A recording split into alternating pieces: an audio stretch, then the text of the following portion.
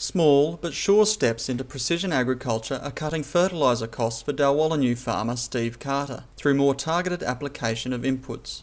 Mr Carter first adopted PA principles 20 years ago and has now implemented variable rate technology on his 2 seeders. The soils that he knows will perform better in varying seasonal conditions are benefiting from tailored fertiliser rates, while inputs no longer need to be wasted on poorer soils.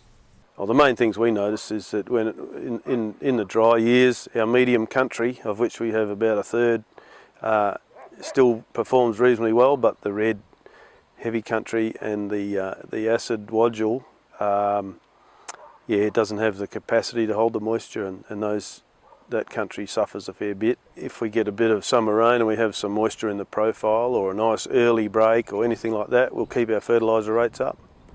If we don't have any summer rain and it's dry and the break's late, then we'll probably cut back on our nitrogen inputs and even to some extent the phosphate.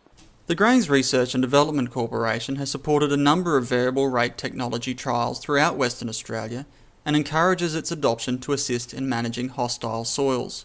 The ability to manage seasonal variability is a big advantage of VRT that Mr Carter says enables him to cut inputs and ensure crops reach their potential yields. I think the thing you see the most is the cost savings by